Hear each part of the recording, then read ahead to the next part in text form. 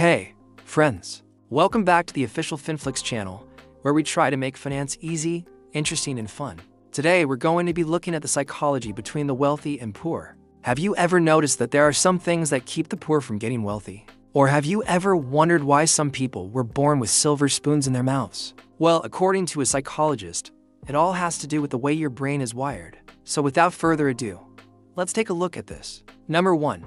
Different reactions to money. According to research, the wealthy tend to react differently than the poor when they are given money or when they are faced with a choice about money. For example, researchers took two groups of people, one group of poorer people and one group of wealthier people, and had them take part in an experiment. The experiment went as follows. They told both groups that if they spent the money in a certain way, then they would earn more money in the future. The researchers gave each group $10 and told them that they could either keep it or spend it on something. What do you think happened next? As expected, the wealthier participants were more likely to save the money, while the less wealthy participants were more likely to spend it, even though both groups earned more money in the end. This shows us that psychologically, the poor and the wealthy are wired differently when it comes to money. Number 2. Different mindset. In addition to reacting differently to money, the poor and the wealthy also have different mindsets about money. A study conducted by psychologists found that the wealthier participants tended to value money more highly than the less wealthy participants. The reason for this is because the wealthier participants had a more secure attachment style, which meant that they felt more comfortable with their parents and had a positive self-image. On the other hand, those who were less wealthy had an anxious attachment style, meaning that they did not feel as secure with their parents and had a more negative self-image. And as a result, they were less likely to value money highly. So, you can see how having a different mindset can affect your relationship with money. Number 3. Different spending habits. Another way that the wealthy are psychologically different from the poor is that they tend to spend their money differently. A study conducted by Princeton University psychologists found that the wealthy are more likely to spend their money on experiences rather than material possessions. This is known as hedonic adaptation, which is a psychological phenomenon that occurs when we get used to a certain level of pleasure and then need to find new ways to experience the same level of pleasure again. For example, say you buy a new car.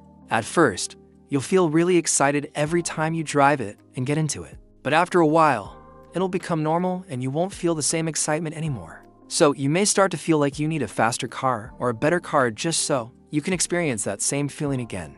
This is hedonic adaptation.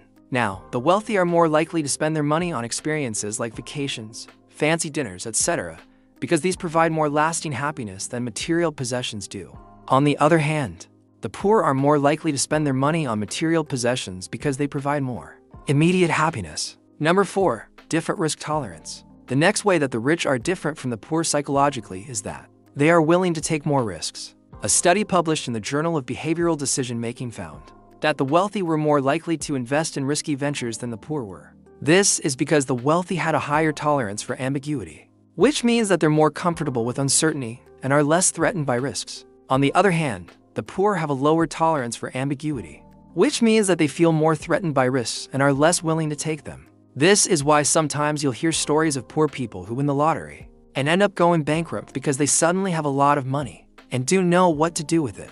On the other hand, you'll also hear stories of wealthy people who win the lottery and already have so much money, so the extra money doesn't really change their lives. Instead, they know what to do with it. Number 5.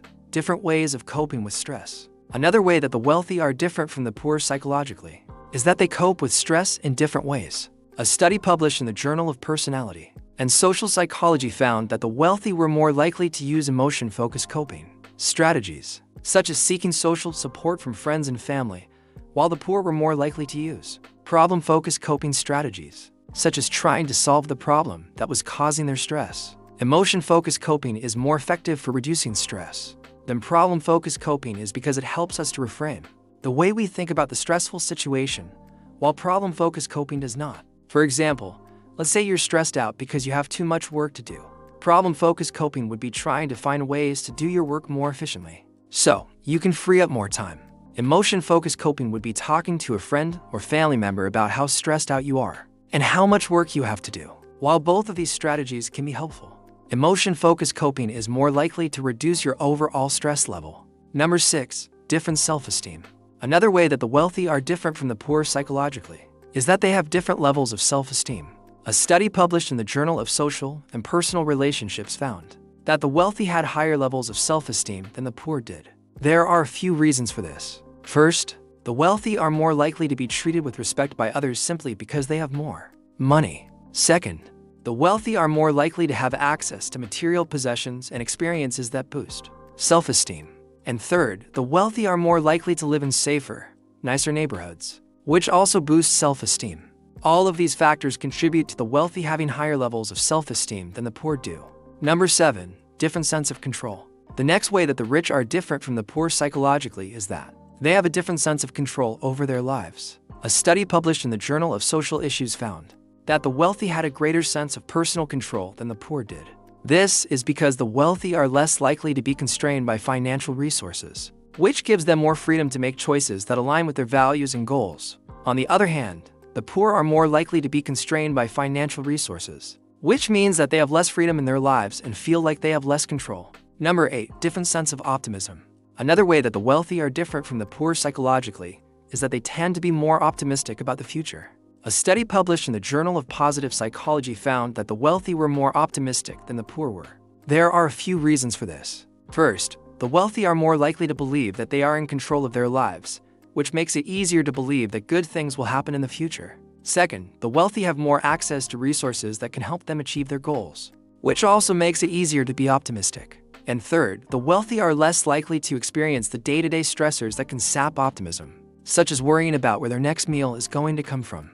All of these factors contribute to the wealthy being more optimistic than the poor. Number 9, different levels of education. The next way that the rich are different from the poor psychologically is that they tend to have more education. According to a study published in the American Sociological Association, children from wealthier families are more likely to graduate from college than children from poorer families. This is due to a number of factors, including having better access to quality schools, being able to afford tutors or extra classes, and having the financial means to go away to college. All of these factors give children from wealthier families an advantage when it comes to getting a good education. Number 10, different types of friendships. The final way that the rich are different from the poor psychologically is that they tend to have different types of friendships. A study published in the Journal of Social and Personal Relationships found that the wealthy were more likely to have friendships based on shared interests and activities, while the poor were more likely to have friendships based on proximity and need. For example, the wealthy might be more likely to be friends with someone they met in a book club, while the poor might be more likely to be friends with someone they met in an AA meeting. These different types of friendships can create different types of support systems. Generally speaking, the wealthy tend to have more resources to draw on when they need help, while the poor tend to have less. So there you have it, 10 ways that the rich are different from the poor psychologically. Do you agree with what you've learned here? Let us know in the comments below if you found this video interesting. Make sure to like and share it with those who might benefit from it. And don't forget to hit the subscribe button to get notified whenever we post a new video. Thanks for watching, and we'll see you next time.